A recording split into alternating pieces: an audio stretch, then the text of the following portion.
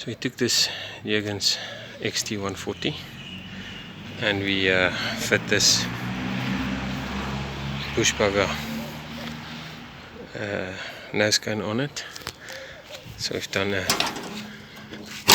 neat job putting in sealing rubbers in here, and all the bolts and screws. Unfortunately their own holes didn't work out on the trailer, so we had to make new ones, and they obviously don't have a back plate, so this is the trailer's plate.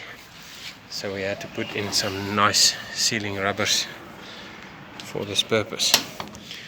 So what we're going to do is we're going to change this plate.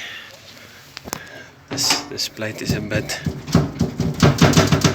flimsy, it's for off-road use. It's going to rattle too much and make issues.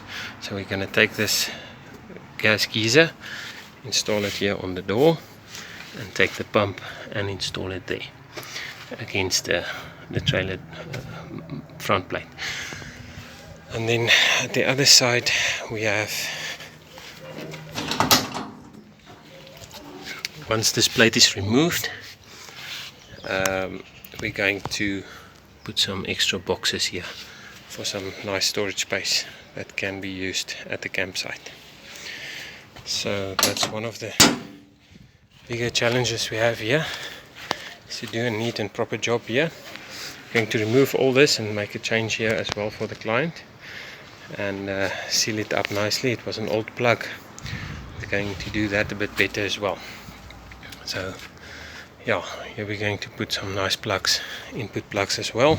We started drilling those holes, and then we put up this nice